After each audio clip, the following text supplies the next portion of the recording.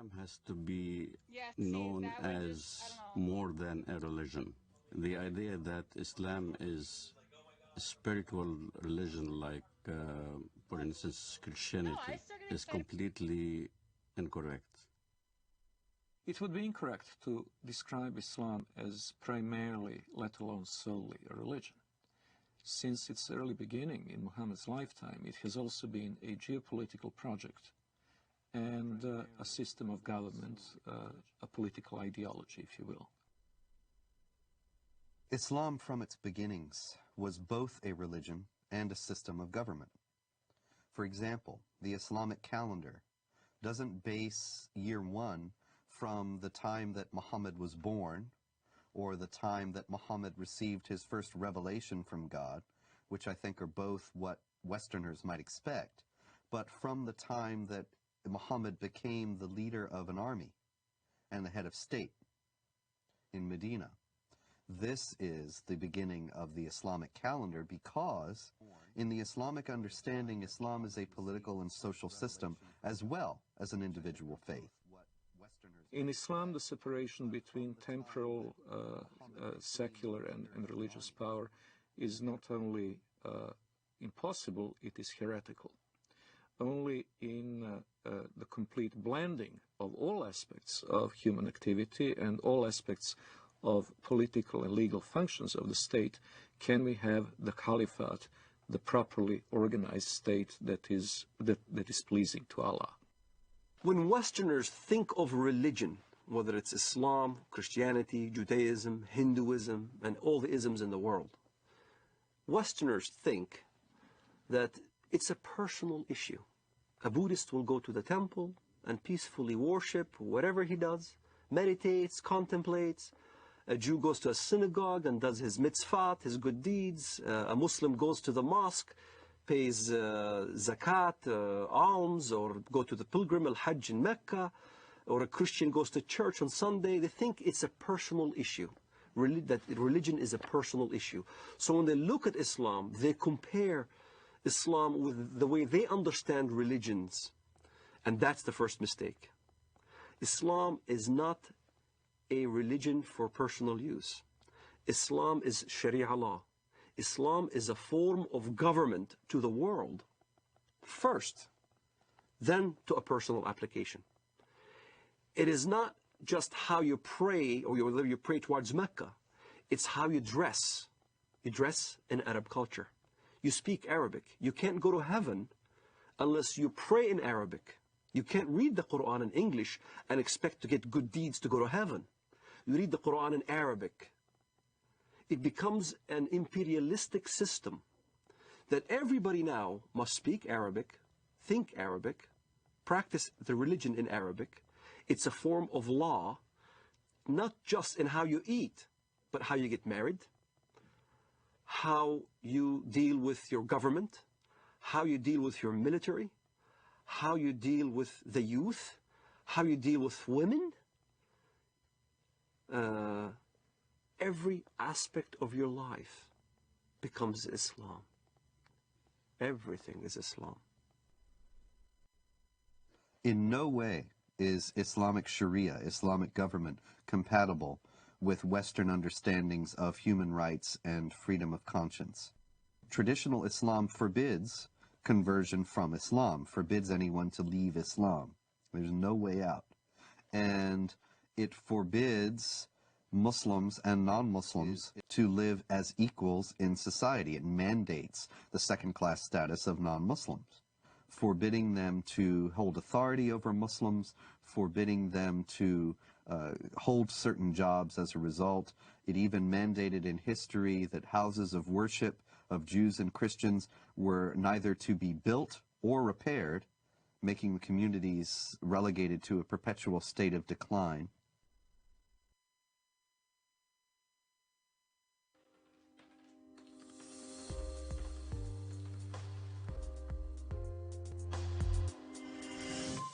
I'm Calvin Phillips with Campus Reform. Today we're at the University of Miami talking to students about Alexandria Ocasio-Cortez's Green New Deal. It sounds nice, it's ambitious, but will students support it when they find out what's actually in it? Let's talk to them and find out. The #1 trending thing on social media yesterday was her Green New Deal It's a plan to combat climate change. It was already endorsed by multiple Democrat frontrunners for president in 2020. Yeah. Based on what you've heard of the plan, would you say you view it favorably or unfavorably? I view it favorably. I think that we need to cut our reliance on fossil fuels. It's definitely a great idea. I like that it's progressive. I like that it is going to push the world forward in the way we need to be. I would say it's a favorable act.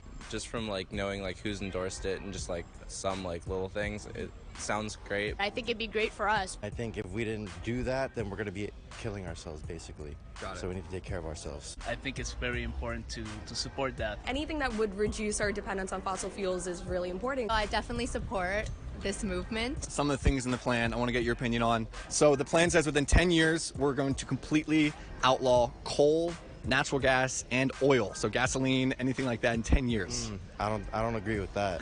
To be honest with you, I think we need those things to live. I do not think it is feasible in 10 years. I don't think that would be something that would be able to be done in such a short amount of time. I think 10 years is a little extreme because I feel like there's such a big global market and economic impact of oil businesses, albeit it might not be good for the environment, but you can't deny there's a big economic impact of these companies. What's your thought on that? Sounds like a reach, honestly. Do you think that's feasible? No. If you're unwilling to work, we will still supply help for your salary and help for a living wage. No, absolutely not. If you're not willing to contribute to society, then I don't think that the people who are contributing should pay for you. So I disagree with that. I feel like it kind of sends the poor message of, you can just get away with not doing anything and, getting money. It's kind of stupid. I don't like that personally. Unwilling isn't the best way to go about things. Like, I don't want to go to college, but I have to get a job, so. Everyone needs to contribute. That's the only way society works. I don't know about that one. I think that if you're unwilling, that I don't know if you should receive money for that. If you didn't want to go to class, if you were unwilling to go to class, should I still give you a good grade? No.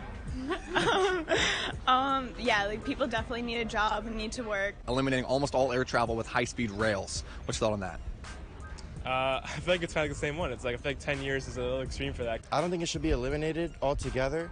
I think it's definitely, it can be an option. I think the more options we have, the better. I think that's drastic. I haven't heard of that one yet.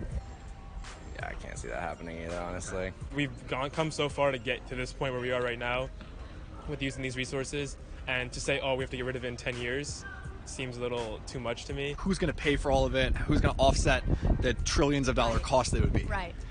I don't know. Okay. Nobody knows. Okay. Like, it's kind of like who's really going to pay. I don't, like. Based on what you've heard from these, does it change your perception of the plan at all? Yeah, a lot. Sometimes you need to take extreme measures to save the environment, but I don't think that is I think it's a bit too extreme. It doesn't sound like something I would be behind. I don't agree with us having to, take away flying in the air. I don't agree with, taking away coal and things like that, and I don't agree with everyone getting money for doing nothing. I'm Cabot Phillips with Campus Reform. Thanks so much for watching. If you want to donate to help us make more videos just like that, you can click right here. And if you want to be the first person to see all of our new content, click the subscribe button right here. Please, click one of them. Doesn't have to be both. One or the other. Democratic socialism.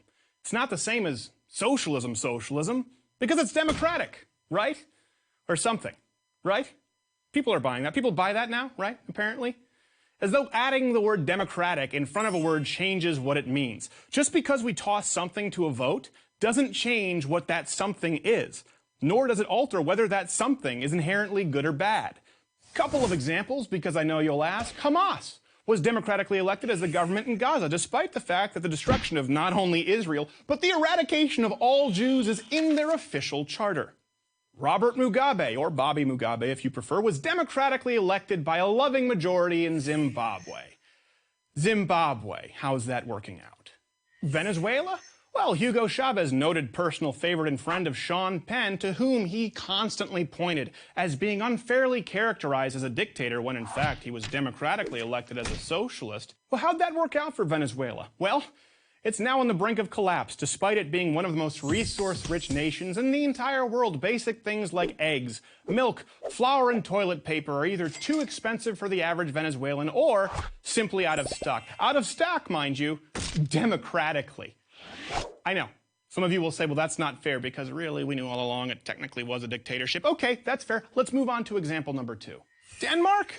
Okay, here's the time where you point to an entirely homogeneous population, about 1/60th the size of America's, and you point to that as the blueprint. Okay, let's go there. This is a place where the middle class can't even afford a car because of the 180% new car tax. And the Prime Minister was so fed up with Americans pointing to it as a beacon for socialist success that he felt compelled to clarify, I would like to make one thing clear. Denmark is far from a socialist planned economy. Denmark is a market economy. Sweden? I love Sweden. Okay, great bikini team, and thanks to that country, my armoire now doubles as a bookcase. Speaking of which, the founder of IKEA, let's be honest, the only really cool export from Sweden, aside from a few good hockey players, left Sweden because of the stifling high tax rate. So, Sweden, good place, not bad people, but a successful model for a viable economy in today's global market? Incorrect. The fact is that over time, the greatest enemy of socialism is reality. The reality that human nature will invariably pull certain people toward individualism and success, and others toward laziness and collectivism. The tension between the makers and the takers always leads to socialism's inevitable collapse. But I know that I can give you examples of failed socialist economies until I'm blue in the face, and you won't care. Because at least socialism is inherently more morally altruistic than the evil, greedy, capitalist warmongering seen in the West. Greed? What's more greedy than wanting to take from someone else something that you haven't earned? Unlike capitalism, free enterprise, which can only occur truly through voluntary transaction, socialism can only occur at gunpoint. That's what it comes down to. If you don't pay your taxes, once you get through the IRS and the auditing and the lawyers and the PR stunts, people make you give the government your money, an increasing amount of your money, the more successful you are, or they send in scary men with guns to take you away. Now, so long as the people having their stuff taken away at gunpoint are in the minority, and the majority feels that they'll get to benefit from more said taken stuff, you'll always be able to win that decision through a popular vote and claim the moral high ground through democracy. Putting the word democratic in front of your socialism doesn't make it any inherently more moral nor less violent. Did you get that? American wannabe socialists also. Get a job. Please, like a real job. You'll probably have to shave first. I'm Stephen Crowder for Prager University. To subscribe to our YouTube channel, click here. To help keep our videos free, donate here.